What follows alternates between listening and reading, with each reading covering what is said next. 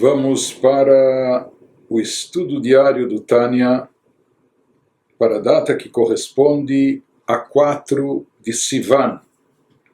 E hoje, em boa hora, nós vamos iniciar o estudo da segunda parte do Likutei Amarim, da coletânea de discursos do livro Tânia. Segunda parte que é conhecida como Shara Yichud ve'emunah, portal da unicidade e da fé. Apenas algumas palavras introdutórias sobre esse estudo, especificamente o tema da segunda parte do Tânia que vamos abordar nesses seus 12 capítulos. Então, em primeiro lugar, é necessário mencionar algo, uma tradição que nós temos desde os nossos mestres, os Rebes e os antigos Hassidim, que no próprio Alter Rebbe, no próprio autor Reb Shneur Zalman, havia uma cogitação de fazer com que essa parte que vamos estudar agora fosse a primeira parte do Tânia. Eventualmente o livro dos Beinonim, que concluímos anteriormente, fosse a segunda, assim por diante. Então houve essa cogitação por parte do Alter Rebbe.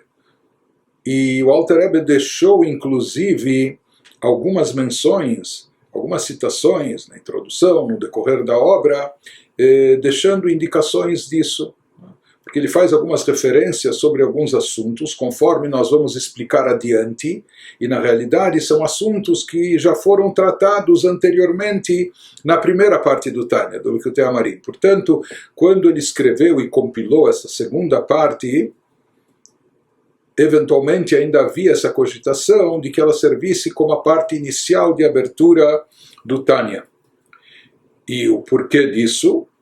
No final ele optou em iniciar o Tânia com o livro dos Beinonim, 53 capítulos do livro dos Beinonim, antecipados pela introdução, etc. Mas se diz que em alguns aspectos a temática especial dessa segunda parte ela tem uma relevância e importância tão grande que por isso, em alguns aspectos, talvez fosse apropriado até que ela viesse antes do Likutei Amarim, antes do Sefer Shel Beinonim, antes de tudo aquilo que nós já estudamos anteriormente. Porque se diz que nessa parte nós encontramos aqui conceitos essenciais da nossa fé. A emunah tehorá veneemaná, a nossa fé pura e fiel, beichudó ve'achdutó yitbarach, na unidade e unicidade de Deus. Que esse é o tema essencial dessa segunda parte do Tânia. E esse tema que vai ser elaborado sobre o conceito de unicidade de Deus, conforme explicado na Hassidut, ele está baseado nos ensinamentos do fundador do Hassidismo, Rabbi Israel Baal Shem Tov. E o Baal Shem Tov, por sua vez, ele fundamentou e baseou esses ensinamentos em todas as obras de Primiut HaTorá, da parte mais mística, esotérica da Torá, que revelam para nós o conceito mais profundo e essencial do que vem a ser, do que consiste realmente o conceito de unicidade de Deus. Isso tudo baseado nas palavras e ensinamentos sagrados do Zohar, a obra mestra da Kabbalah, sobre o assunto de Hashem Hu Elokim, quando o Zohar explica essa combinação dos nomes de Deus, o que significa que Hashem Hu Elokim, o tetragrama é Elokim, é uma coisa só, enfim. Então o Zohar ele não só insinua, mas dá os fundamentos para desenvolver essa ideia. Isso é elaborado séculos mais tarde, com mais ênfase na época do Arizal, do Rabbi Yitzhak Luria, os cabalistas que viveram 500 anos atrás. Porém, é através do Baal Shem Tov, o fundador do Hassidismo, e dos mestres hassídicos, que essa ideia toma corpo e eles servem de facilitadores, trazendo essa ideia, esse conceito profundo e elevado e também essencial e fundamental da nossa fé, trazendo isso de forma acessível para nós. Ou seja, em poucas palavras, a Hassidut enfatiza, baseada na Kabbalah, que quando falamos Hashem Elokeinu, Hashem Echad, Deus nosso Deus, Deus é um, então isso não se refere apenas e tão somente a excluir outras outras divindades, outros poderes e outras forças atuantes e afirmar, ou seja, excluir ideias politeístas, avodah zará, idolatria, etc. Mas na realidade, mais do que isso, não só dizer que Deus é um e não há outros deuses. Hassidut explica, baseado na Kabbalah, que mais do que isso aqui há um conceito de unicidade de Deus. Deus é único e absoluto, e na realidade não só que não há outras forças e outros poderes atuantes no universo, não há outras deidades, etc. Na realidade não existe nenhuma existência real, verdadeira e absoluta além de Deus. A única existência verdadeira e real unicamente é Deus, e esse é o conceito de unicidade de Deus que é explicado pelo Baal Shem Tov, depois elaborado com detalhes aqui pelo Alter Rebbe, pelo Rav Shneur Zalman, nessa segunda parte do Tânia, mas apenas explicando por que havia essa cogitação por parte do autor, que isso fosse a primeira parte ainda do Tânia, porque de fato ela envolve conceitos muito profundos que tocam no âmago da fé judaica, especificamente, por isso, Sharai Chud Ve'emunah, o portal da unicidade da fé, que isso é um conceito essencial na nossa fé, ou seja, não apenas excluir a atuação de outros poderes, outras forças no universo além de Deus, mas sim até excluir tudo, de saber, perceber e reconhecer que não há nenhuma existência real, consistente e verdadeira além de Deus. Essa unicidade de Deus. Deus é único, Ein Od, e além dele nada mais existe de forma real, porque tudo depende essencialmente dele, nada tem autonomia, nada tem independência, nada tem vida própria, tudo depende constantemente, ininterruptamente da sua energia vital, para que haja existência. Portanto, a única existência real e absoluta é apenas e tão somente Deus. Esse é um assunto muito profundo que envolve conhecimento, não apenas especulação, mas tentar entender aquilo que é possível entender dentro da própria divindade. O assunto aqui tratado, com certeza, ele representa um preparativo breve para a chegada daquela era especial, da era messiânica, quando se diz que todos nós iremos nos tornar grandes sábios estudiosos e conhecedores dos assuntos, isso tudo na linguagem transcrevendo as palavras de Maimônides no final da sua obra. Então, grandes sábios e eruditos, conhecedores dos mistérios da Torá, dos assuntos mais ocultos, e vamos conseguir captar algo do conhecimento do Criador de acordo com a capacidade do ser humano, esgotando até o máximo da capacidade do ser humano, como está escrito no versículo profético, que Mala'ah ha'aretz de'ait Hashem kamaim layam mechassim, quando a terra, porque a terra estará repleta de conhecimento a Deus, como as águas que cobrem o oceano. Então, esse estudo que versa sobre a divindade em si, um assunto muito profundo e elevado, como dissemos, fundamental para a nossa fé, com certeza já é uma amostra e um preparativo para essa grande era que está prestes a acontecer muito em breve. Então, agora iniciando o estudo do dia 4 de Sivan. Na apresentação, ou folha de rosto do autor dessa segunda parte, Likutei Amarim Chelek Sheini. Esse livro, diz o Alter Rebbe, que é uma antologia de ensinamentos. Likutei Amarim, sempre na sua humildade, o Alter Rebbe sempre dizia que é apenas uma antologia, apenas uma coletânea de ensinamentos, como se nada tivesse de original dele próprio, do autor. Então, sim, ele chama uma antologia apenas que ele recolheu os ensinamentos, coletou, uma coletânea, mas de qualquer forma, essa é a parte 2, Melukat Mepisfarim Anikra Beshem Chinuch Katan. Essa parte 2 do Tânia é designada pelo nome Educação da Criança. Chinuch Katan. Pelo visto aqui não vão ser instruções pedagógicas ou etc., mas nós vamos perceber que todos nós somos crianças em termos de conhecimento espiritual, em termos de entendimento de divindade, etc. E aqui, de certa forma, o Alter Rebbe nos trazendo esses ensinamentos, ele tem essa proposta de nos educar, nos orientar e nos encaminhar dentro desses conhecimentos profundos. De qualquer forma, ele chama essa parte da obra de Chinuch Katan, pela introdução que ele vai nos dar a seguir. A educação da criança. Mais uma vez ele nos diz aqui exemplo do que ele mencionou também na primeira parte. Melukat mipi sfarim mipi sofrim kdoshei Elyon nishmatan Eden. Compilação de vários textos publicados e da sabedoria inédita de vários mestres de santidade excepcional. Já mencionamos isso na primeira parte também, cujas almas estão no céu. Meyusad al Parsha Rishonah shel Kriyat Shema.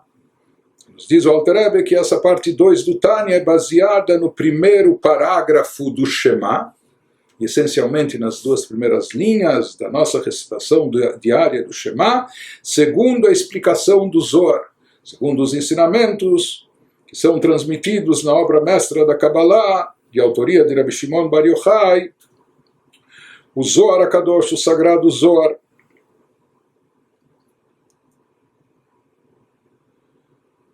Então nós vamos ver agora a introdução do Alter Rebbe aos 12 capítulos do Shara Yichud Vaemunah, que isso ele chama de Chinuch Katan, e por isso baseado no versículo inicial de abertura dessa introdução, e também no miolo, no texto básico que ele vai nos transmitir. Mas de qualquer forma, ele vai nos falar, antes de iniciar, aqui nós estamos ainda prestes a iniciar a introdução. Antes de iniciar o capítulo 1, ele vai nos dizer que ele traz esses capítulos para Lehavin Me'at Mizer, para entender um pouco, pelo menos em pequena medida, Mashkatub Bezoar, aquilo que consta no Zohar, que o primeiro versículo da recitação do Shema, Shema Israel, chamado de Yichud Eilah, unificação a nível superior, enquanto que Baruch Shem Kevod, o segundo versículo intercalado no Shema, o Yichud Atatá, uma unificação a nível inferior, conforme ele vai explicar mais adiante no texto. Mas antes disso, vamos à introdução do autor para essa parte do Tânia.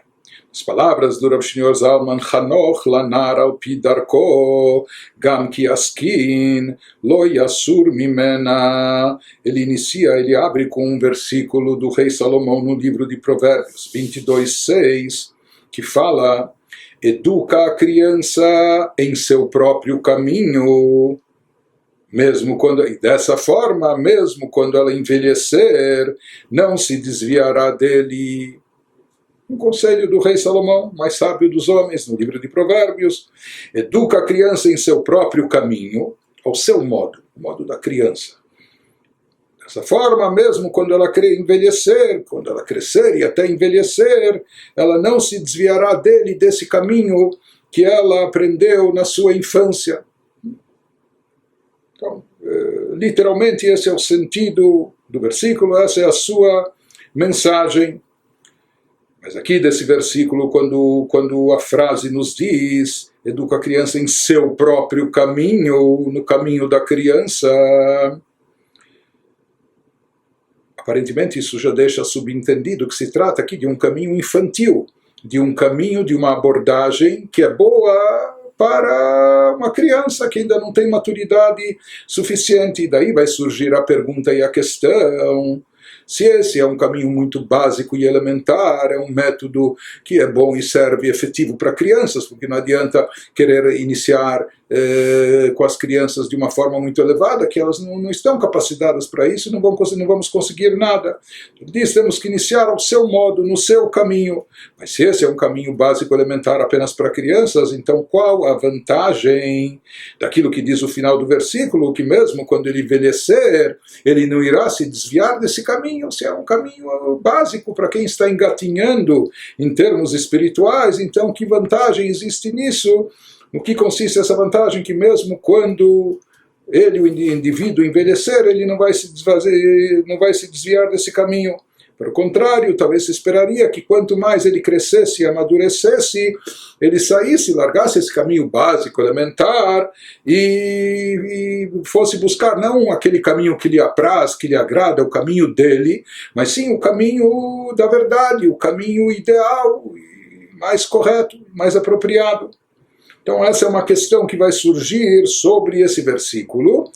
E antes disso, o Alter Rebbe vai nos explicar que isso que fala o versículo Hanoch lanar al pi darko, educa o jovem, ou educa a criança em seu próprio caminho, ele vai nos explicar que isso se refere a cultivar o amor a Deus na criança, no jovem. Como nós falamos, isso pode se referir também a uma criança não só em idade, mas também na sua iniciação espiritual. As palavras do Alter Rebbe, Hinei modat zot, que shorshei. Então, primeiro vem aquela questão que nós falamos, só repetindo a questão aqui no texto, Ve'hinei medirtiv al pi darko, mashma she'eina derech ha'emet la'amito, ve'im ken ma'im ha'aliuta, shegam ki yaskin lo yasur mimena.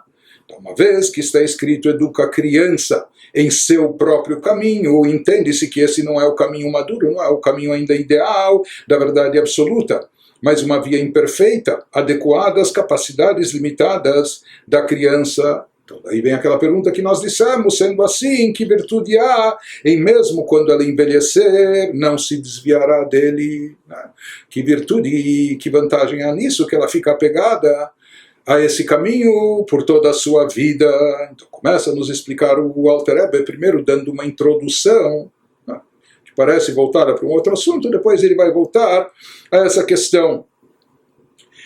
Hinei modat zot ki shorshei avodat Hashem visodotea hem dechilu urechimu.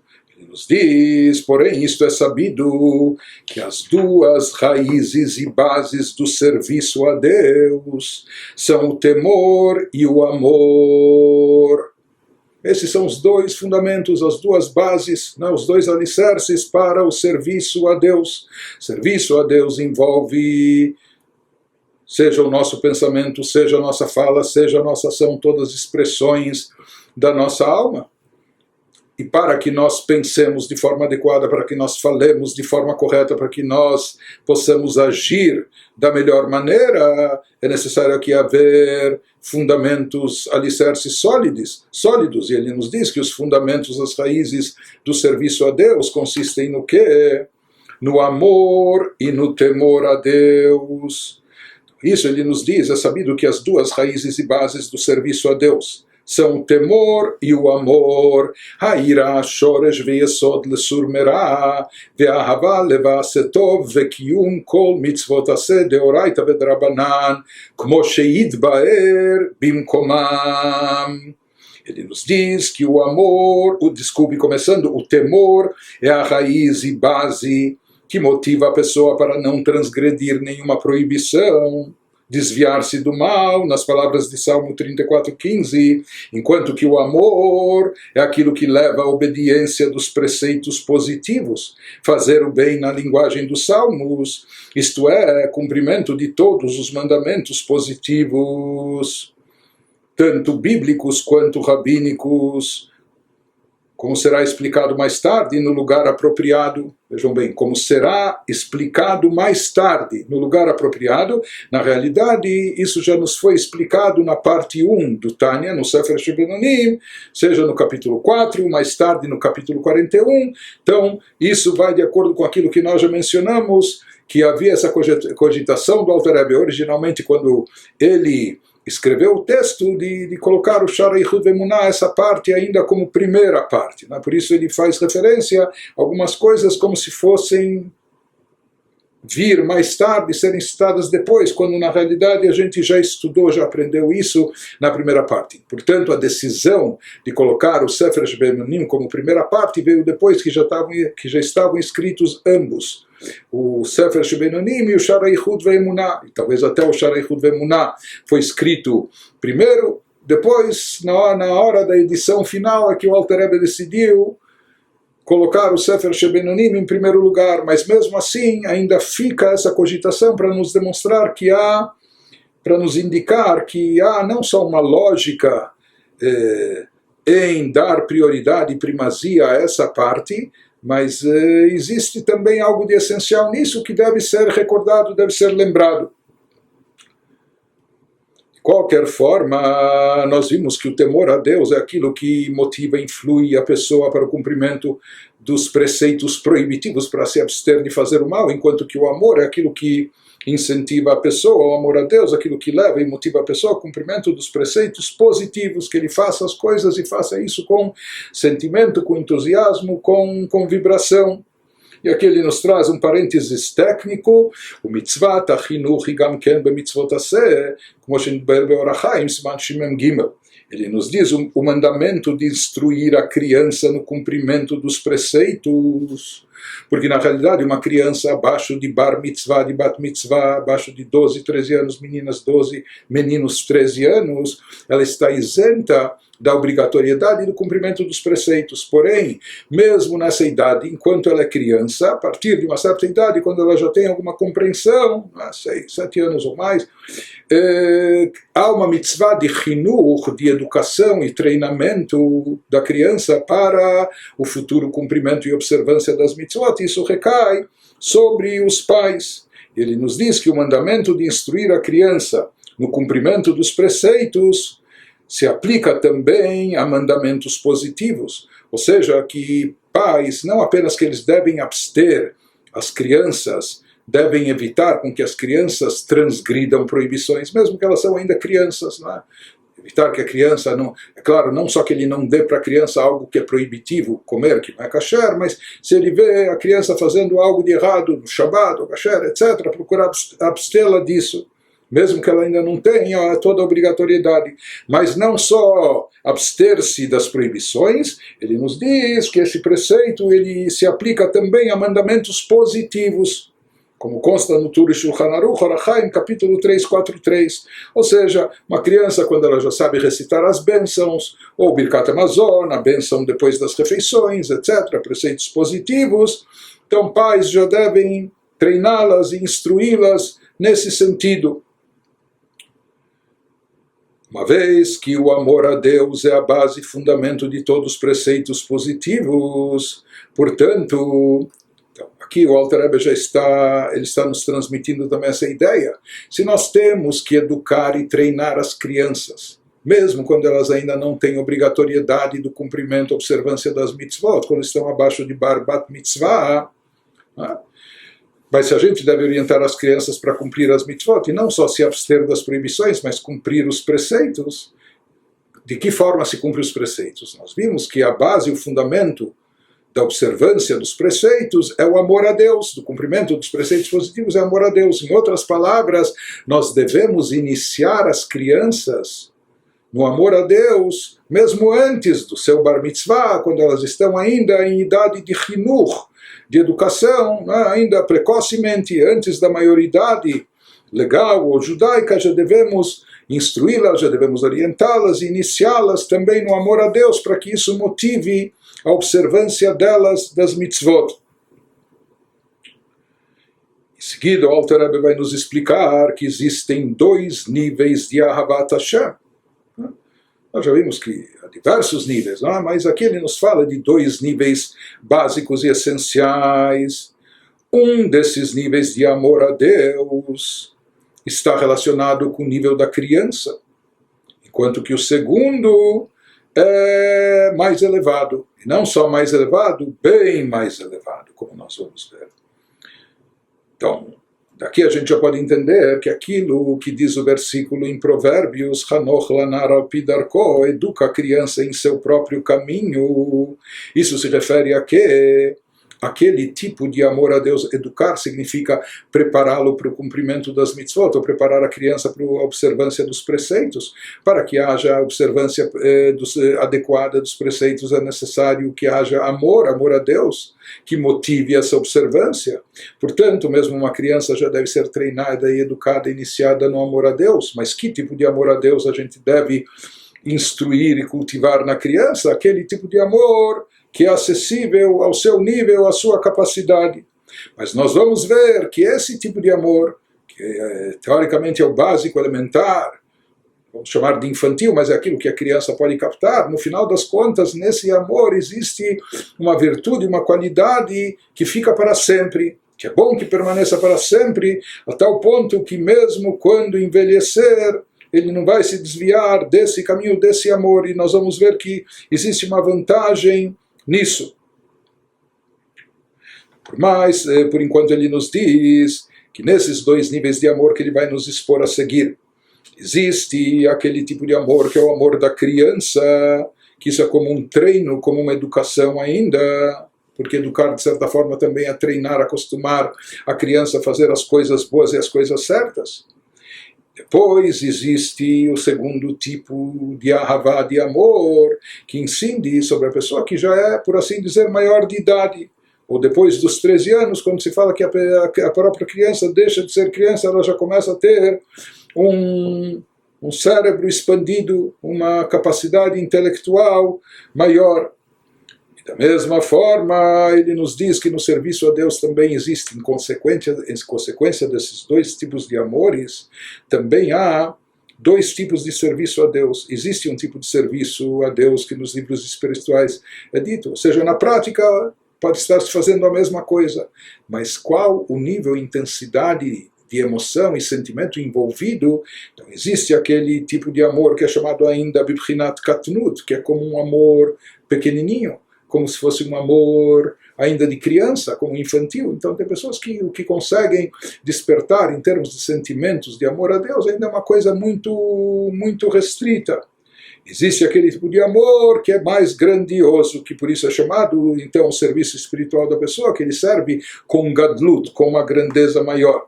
De qualquer forma, vamos ver nas palavras do próprio Alter Rebbe, והנה באהבה כתיב בסוף פרשת עקב אשר אנוכי מצווה אתכם לעשותה לאהבה את השם בגומר, וצריך להבין איך שייך לשון עשייה גבי אהבה שבלב. No estilo de muitos discursos racídicos ou ensaios racídicos, etc. Às vezes no começo são lançadas muitas perguntas e depois no decorrer do texto as respostas vão surgindo. Então aqui mais uma pergunta, ele nos diz que sobre o preceito do amor a Deus, está escrito no fim da porção da Torá, porção Ekev, em Deuteronômio. Então, na linguagem, na expressão bíblica em Deuteronômio 11:22, que eu, Deus, vos ordeno fazer. Fazer o quê? Amar a Deus, vosso Deus. Ele nos diz que algum esclarecimento é necessário. Por que se usa aí um verbo de ação, fazer? Isso que eu ordeno vocês fazer. Por que se usa, como se usa um verbo de ação em referência a uma emoção do coração, amar a Deus? Como a gente faz emoções? Como a gente faz acontecer sentimentos? O que significa isso? Por que a Torá utiliza esse verbo fazer aqui em relação ao amor a Deus? Certo que o amor a Deus é uma mitzvah, mas aparentemente nas mitzvot práticas nós podemos dizer faça. Coloque tefilim. A pessoa pode fazer, não é? Colocar o tefilim no seu braço, na sua cabeça, ou colocar o tzitzit, o talit, ou o que for, o fazer tzedakah, dar caridade, porque isso são atos físicos que a pessoa realiza. Então aí podemos dizer que a pessoa, bem a ordem, o comando bíblico que nos diz, faça isso, faça. Mas aparentemente, como a Torá pode nos dizer, pode nos instruir a fazer um sentimento, como se fosse criar um sentimento, uma emoção, se tratando de sentimentos e emoções, isso tem que ser algo meio espontâneo, que está no íntimo da pessoa. Ou a pessoa tem, ou ela não tem. Se ela não tem, não dá para fazer nem para comprar feito. Não é? O que significa fazer um sentimento? Essa é a pergunta que ele lança. Então, mais uma pergunta que fica para nós, mas, por enquanto, o Alter Rebbe vai começar a nos explicar esses dois níveis de amor a Deus que ele mencionou, e a partir do entendimento desses dois níveis, dessas duas categorias de amor a Deus que existem, então nós vamos chegar também ao esclarecimento, a elucidar essas questões, e nós vamos ver que sobre o segundo nível de amor, que nos vai ser explicado, lá sim se aplica a linguagem, a expressão fazer. Esse segundo tipo de amor é algo que, de alguma forma, nós vamos ver, temos acesso, podemos fazê-lo, podemos realizá-lo. Nós vamos ver como mais tarde. Voltando ao texto, העניין הוא דייש שני מיני אהבת השם. האחד יקלוט הנפש בטבעה אל בורא. Contudo, a explicação desse versículo do Deuteronômio é a seguinte. Há dois tipos de amor a Deus, como já introduzimos, e ele começa nos descrevendo o primeiro tipo, que é o mais elevado. É o chamado suspiro da alma, Klota Nefesh, por seu Criador. Alguém que está num nível espiritual muito elevado, como se a sua alma está suspirando, está almejando, ansiando ligar-se mais profundamente com o Criador, conectar-se mais intensamente com Ele, como se a alma está querendo até se desprender do corpo, sair do plano físico corpóreo, se desprender do mundo terrestre material para ser absorvida na divindade. Então, esse é um estado de êxtase espiritual, de um transe espiritual muito elevado, chamado suspiro da alma nos livros místicos, Klota Nefesh.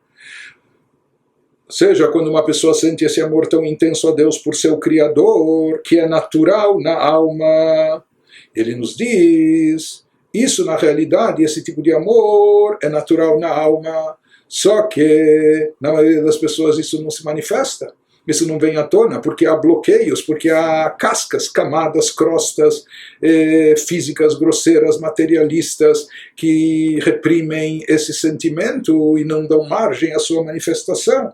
Mas na realidade esse sentimento é um sentimento intrínseco da alma, ou seja, que a alma quer se reconectar à sua própria fonte, à sua origem. A alma sente como a sua origem é Deus, e por isso ela sente uma atração muito intensa para a divindade.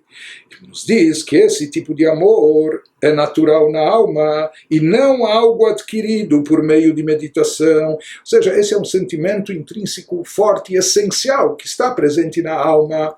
Então, existem dois aspectos aqui. Primeiro, se diz que a pessoa não precisa meditar para cultivar esse sentimento. Mas na realidade aqui, o que ele está querendo nos dizer é algo até mais profundo que isso. Um sentimento tão profundo como esse, ele não pode ser obtido através de meditação.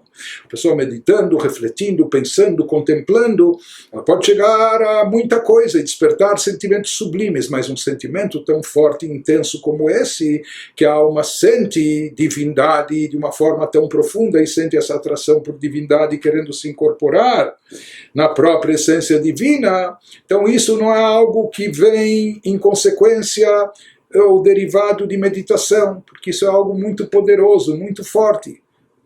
Ao mesmo tempo, é forte e poderoso, está intrinsecamente já embutido na alma.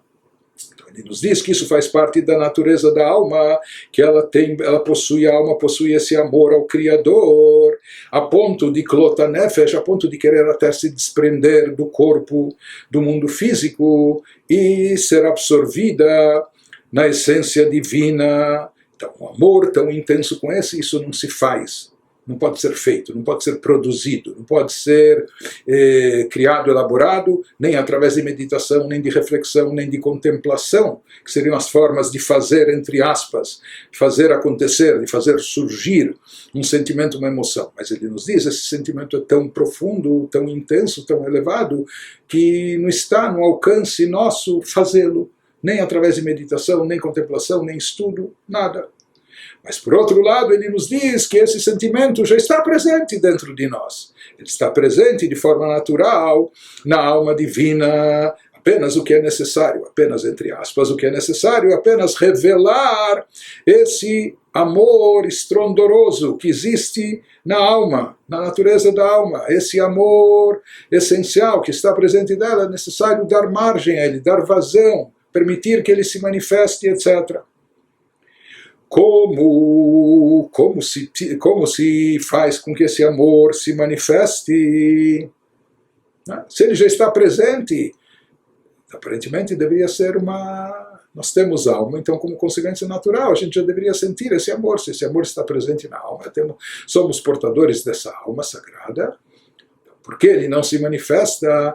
O que e como fazemos para ele se manifestar? Já explicamos, ele não se manifesta porque há bloqueios, porque há interrupções, há ocultações. Então é necessário retirar esses bloqueios, é necessário eliminar essas interrupções, esses obstáculos. Quais são? Ele vai nos explicar qual é a forma de revelar esse amor. Então ele nos diz, esse amor intenso ao Criador, que é natural da alma, e não algo adquirido por meio de meditação. Ele nos diz, para ele ser revelado, quando ele se manifesta, כאשר תתגבר נפש השכלית על החומר ותשפילהו ותכניהו תחתיה, אזי תתלהב ותתלהב בשלהבת העולה מאליה. Ele nos diz, quando a alma intelectual, ou seja, quando o nosso intelecto prevalecer sobre a matéria, porque em geral nós temos o nosso lado físico e corpóreo, que isso até um animal também tem, não é? Depois, além disso, nós somos dotados de intelecto, mas nós temos tendências físicas, nós temos inclinações corpóreas, nós temos instintos, reações, vontades, desejos, paixões, etc., que se não houver o filtro do intelecto, Deus nos livre, a pessoa pode chegar muito longe e fazer bobagens. Né? Se ele se deixar levar apenas pela atração física, ou pela paixão corpórea, ou pelas vontades e desejos do seu ego, ele nos diz, somente quando prevalecer o intelecto sobre a matéria, rebaixando-a, subordinando-a abaixo de si, ou seja, que o corpóreo, físico, material estejam subjugados, pelo menos ao intelecto, que a pessoa pense e saiba, não, o que é o principal na vida, o que é o essencial, etc. E se aprofunde nesse trabalho, a pessoa tem que trabalhar sobre si para isso. Então isso não é algo fácil e simples, mas apenas quando uma pessoa consegue isso, azai titlahev vetitlahet beshalhevet haolam elea. Então a pessoa irá se entusiasmar, se empolgar, e vai fazer despertar dentro de si essa chama ardente de amor a Deus, que é aquele amor essencial que está presente na sua alma, esse amor que deseja que a alma se reintegre com a sua fonte e raiz. Então, traduzindo as palavras do Alter Rebbe, aqui ele está nos explicando o primeiro tipo de amor, e ele nos diz que ele é gerado quando a alma, ou seja, nós falamos que tem que ser retirados os bloqueios, as interrupções, né?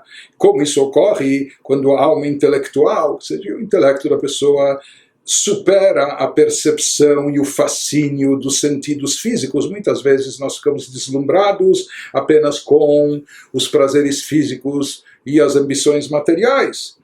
Mas para isso a gente precisa recorrer à chamada alma intelectual, que é o nosso intelecto. Então, quando ele supera a percepção e o fascínio dos sentidos físicos, dominando e subjugando o encanto que eles exercem, e a pessoa, aqui ele está falando da alma intelectual, ele nos diz que aqui ainda nem é tanto necessário espiritualidade ou alma divina para a pessoa saber que tudo na vida não é só o físico, o corpóreo, o material, etc. Ele nos diz aqui é necessário o intelecto, chamada alma intelectual. Então, através da alma intelectual, ele supera a percepção e o fascínio dos sentidos físicos, dominando e subjugando o encanto que eles exercem. Usando o seu intelecto, ele percebe que tudo isso é volátil, tudo isso não é o essencial na vida, não é o principal. Em consequência disso, quando a pessoa se elevar, quando a pessoa trabalhar sobre si, tirando esses bloqueios e sobrepujando o espírito, a matéria, etc. Então, Aí ele vai tirar os obstáculos do caminho e a alma se acenderá como uma paixão ardente, uma chama que sobe por si só, na linguagem talmúdica, e se alegrará e se regozijará com Deus, seu Criador, e se deleitará com Deus com prazer extraordinário.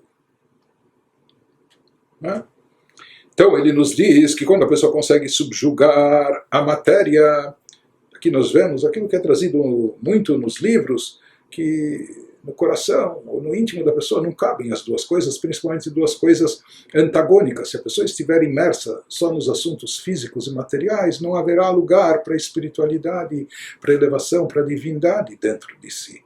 Então, primeiro a pessoa precisa se esvaziar desse lado físico material. Aqui nós estamos falando da pessoa deixar de comer ou deixar de viver na sociedade, mas a pessoa tem que subjugar saber o que é secundário e o que é principal, subjugar e subordinar esse lado físico. E esse lado físico envolve não só prazeres físicos materiais, mas também o ego da pessoa. Isso vai dar vazão para a manifestação da sua espiritualidade, o potencial da sua alma, esse amor intrínseco elevado que a alma possui. Ele vai poder vir à tona e se manifestar.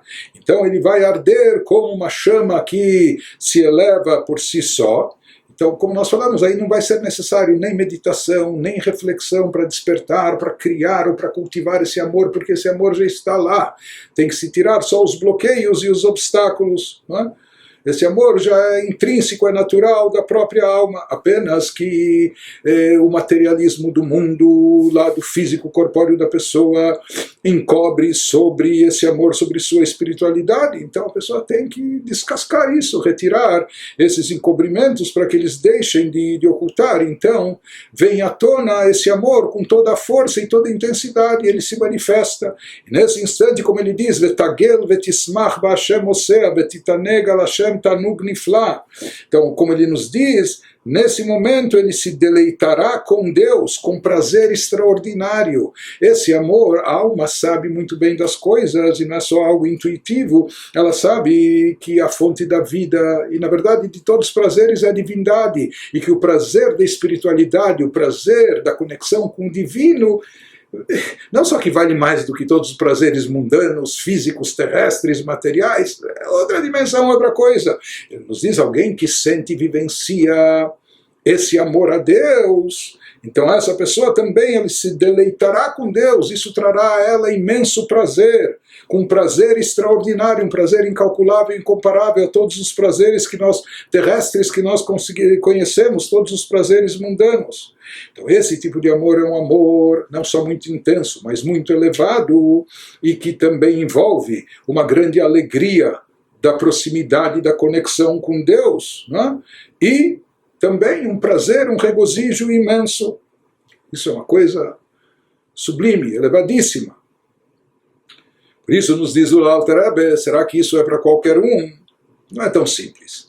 Por mais que todos nós temos esse potencial na nossa alma. הזוכים למעלת והזוכים למעלת אהבה רבה זו הם הנקראים צדיקים, כדכתיב שמחו צדיקים בהשם. Os que têm o mérito de atingir esse nível de grande amor, que ele chama aqui um amor grandioso, um grande amor, são os chamados tzadikim, não só justos, pessoas elevadas, pessoas altamente espiritualizadas, etc. Como está escrito, nos diz assim, diz o versículo, os tzadikim se alegram com Deus, Salmos 97, 12.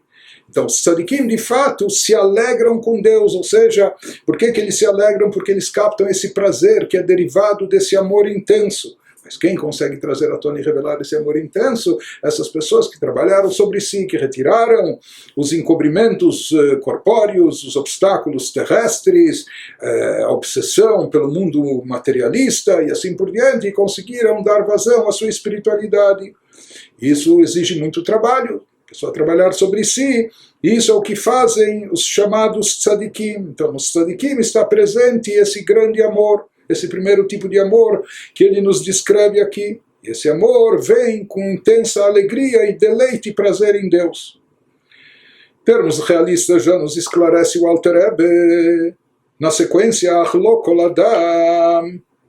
זוכה לזה, כי לזה צריך זיכוך החומר במאוד מאוד, וגם תורה ומעשים טובים הרבה, לזכות לנשמה עליונה שלמעלה ממדרגת רוח ונפש, como שכתוב בראשית חוכמה, שער האהבה. Nos esclarece o Alter Rebbe, porém, nem todos têm o mérito de alcançar esse amor do tzadik. Por quê? Porque, em primeiro lugar, ele requer refinamento extremo dos sentidos físicos, que, como já explicamos, que bloqueiam tal sentimento de amor. Então, uma pessoa tem que trabalhar muito sobre si, mas o problema é que nós estamos muito apegados ao físico, ao corpóreo, ao material, ao nosso ego, etc.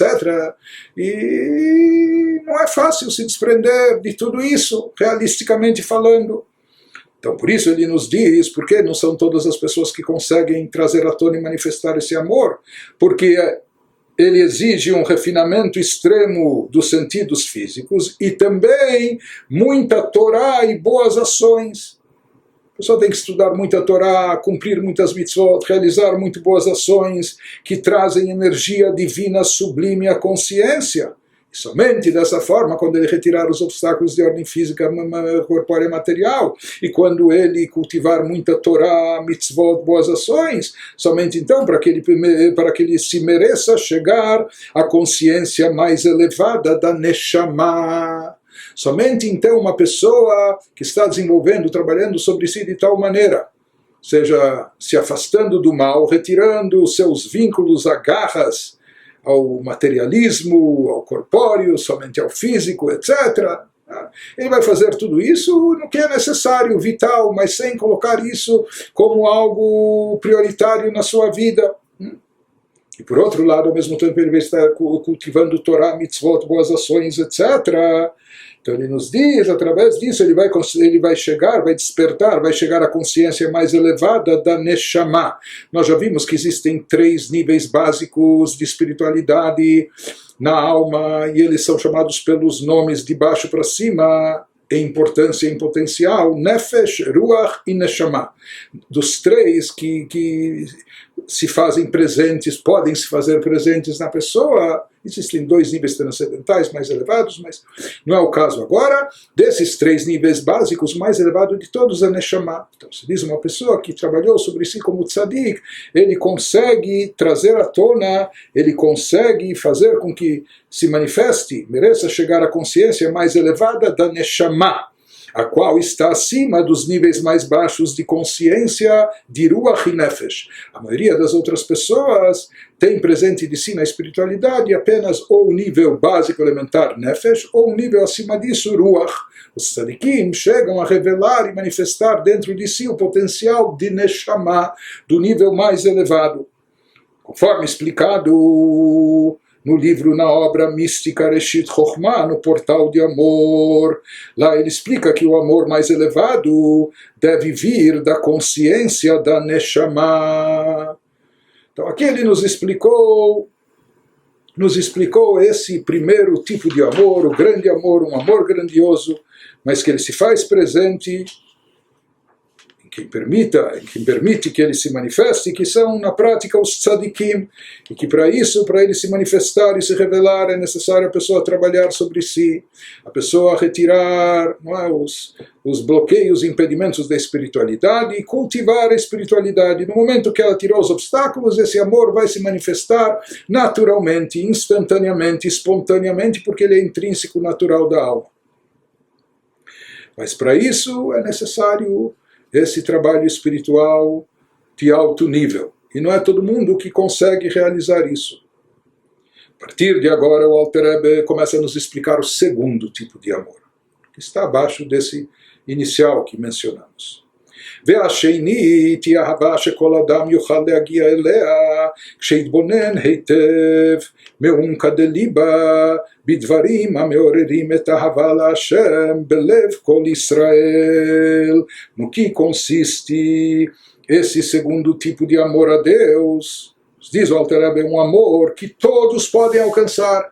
Esse não é só acessível à propriedade dos tzadikim, esse, o segundo que ele vai descrever agora, todos podem alcançar. Ou O segundo tipo de amor virá infalivelmente quando a pessoa meditar bem. Esse depende de meditação, de reflexão, mas você pode escolher no que você quer pensar, onde concentrar o seu pensamento. Então ele nos diz que esse amor vai surgir infalivelmente quando a pessoa meditar bem nas profundezas do seu coração. Tem que meditar, e tem que meditar bem, e de forma profunda, envolvendo os seus sentimentos nas profundezas do seu coração, sobre ideias que despertam o amor a Deus no coração de todo judeu. Então, quando a pessoa meditar nesses assuntos que despertam o amor, ele nos diz que todo Yehudi pode fazer com que esse tipo de amor que ele vai nos explicar agora se manifeste. Então, esse depende da pessoa, da própria pessoa, portanto, também está ao alcance dela. Depende da meditação da pessoa, da concentração da pessoa, onde a pessoa vai concentrar o seu pensamento. E ele começa a nos explicar. Hen derech klal.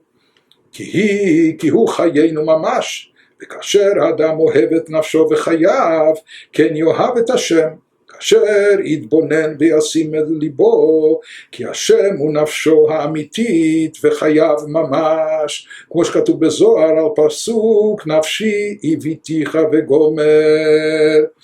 Então, nos diz o Alter Rebbe que a pessoa pode usar a meditação geral que aprendemos acima, porque aqui ele vai nos dar uma meditação geral e depois uma meditação específica.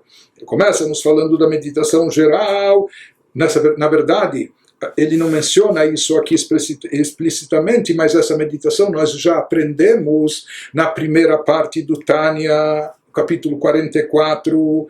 Então, ele nos diz que a pessoa pode utilizar essa meditação geral, que Deus é literalmente nossa vida. Nós já vimos isso como falamos na primeira parte. E ao atentar para quanto ama sua alma e sua vida, quando a pessoa se conscientizar, o quanto, sabe, o que é mais forte que o amor próprio? O quanto a pessoa ama a si mesma, ama a sua alma, ama a sua vida, quer viver, né? Quando a pessoa atentar sobre isso, ela virá a amar a Deus. Como? Refletindo e considerando seriamente que Deus é de fato sua alma e sua verdadeira vida. Eu quero preservar minha alma, eu quero preservar minha vida, mas afinal de contas, quem é minha alma, o que é minha vida, é Deus. Portanto, assim como eu amo e prezo tanto minha alma e minha vida, eu devo amar e devo prezar a Deus, porque Ele é minha alma, Ele é minha fonte de vida, né? Ele nos diz, isso já foi mencionado, a gente já mencionou isso na primeira parte do Tânia, né? Ele não menciona aqui isso que já foi mencionado, mas nós estamos dizendo que no Tânia, no capítulo 44, ele nos trouxe que essa meditação baseia-se no comentário do Zohar sobre o versículo Minha alma desejei-te de noite. E nós já explicamos, naquela ocasião, quando estudamos o capítulo 44, nós explicamos isso. O que significa isso? Ou seja, ele nos diz que uma vez que a pessoa perceba que nossa vida é divindade, é proveniente e derivada da divindade de Deus, portanto, a nossa verdadeira alma, Deus é a alma que nos vivificante, que nos dá a energia vital, que nos faz viver aqui nesse mundo, assim como nós apreciamos nossa vida e estamos apegados de todas as formas à nossa vida. A pessoa refletindo sobre isso, que na verdade nossa vida, nossa fonte de vida é Deus, então isso deve despertar nele um intenso amor a Deus. Isso é o que o Zohar falou sobre o versículo Minha alma desejei-te de noite. O que significa? Nós explicamos naquela ocasião. Por que não está escrito que minha alma desejou a Deus?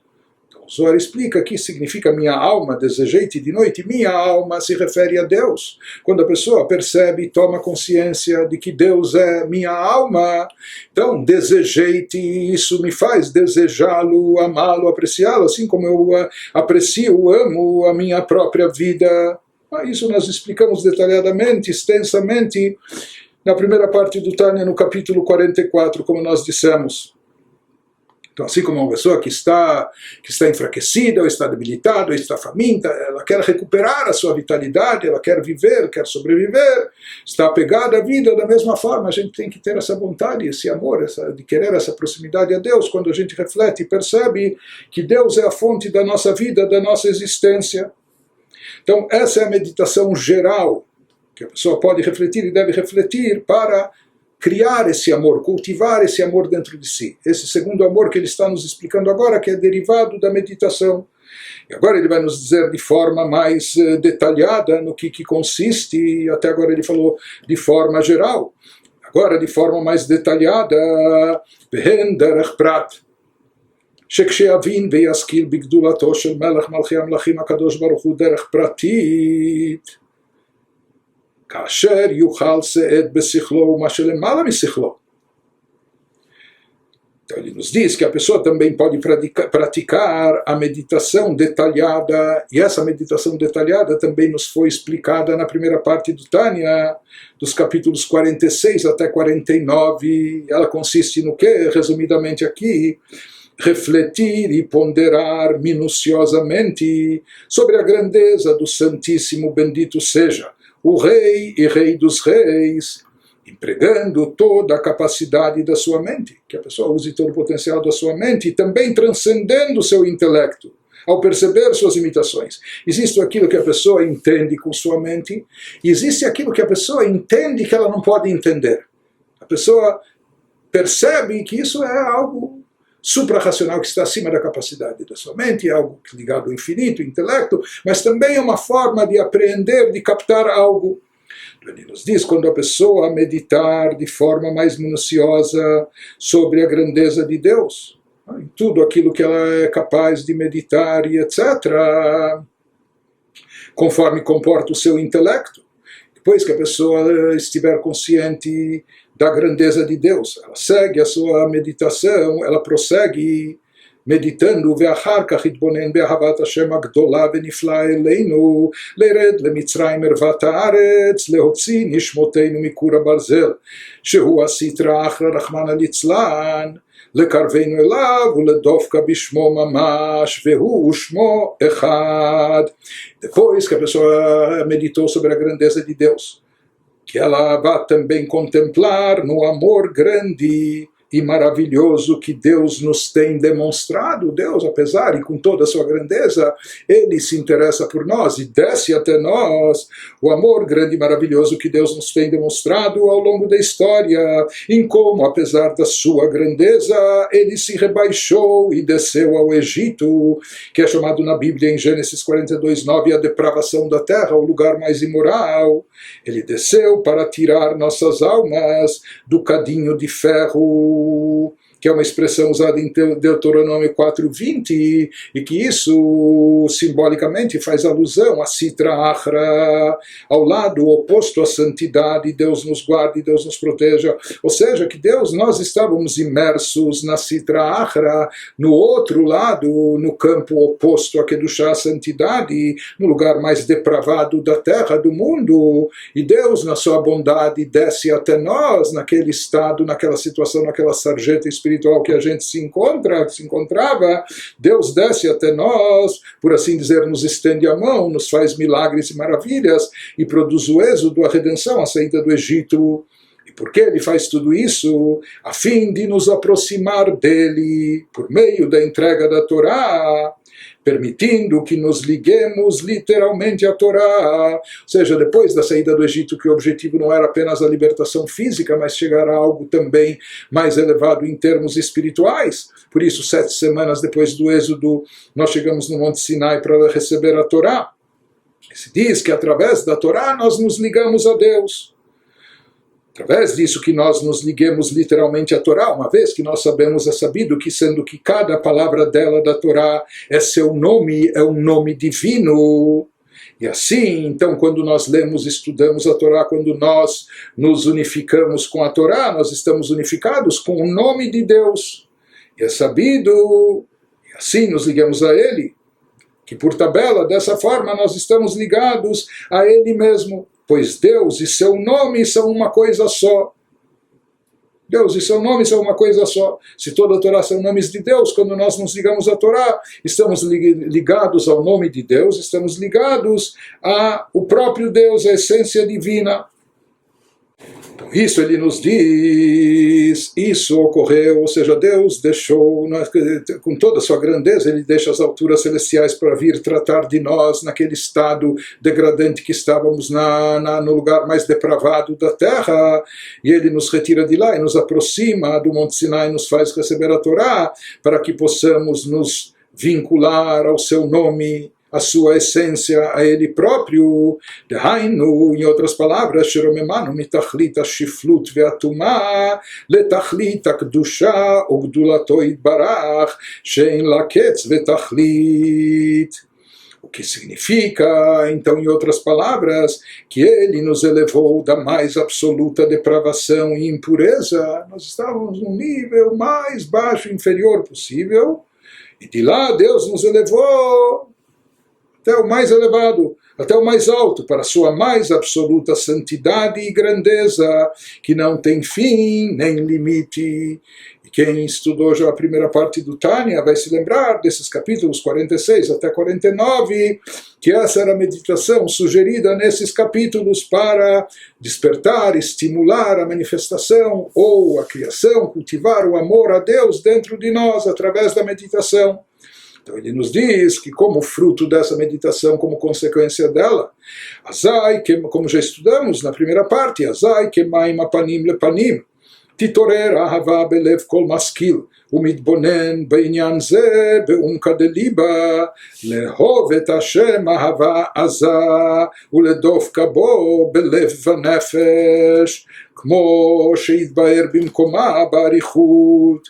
Então, baseado no versículo em Provérbios do rei Salomão 27:19, como na água o rosto reflete o rosto, existe o efeito espelho, e nós vimos isso, o efeito de reciprocidade, quando uma pessoa sente todo o amor e carinho que é dirigido para ela, e muito mais quando esse amor vem de alguém tão elevado, então a pessoa se sente impelida, obrigatoriamente isso desperta de forma recíproca um estímulo de amor, a pessoa se sente impelida a retribuir esse amor. Da mesma forma ele nos diz, quando a pessoa refletir no grande amor que Deus tem por nós, então como na água o rosto reflete o rosto, o amor a Deus será despertado no coração de todo indivíduo pensante que se demora nessa meditação detalhada. Ou seja, aqui não é passar,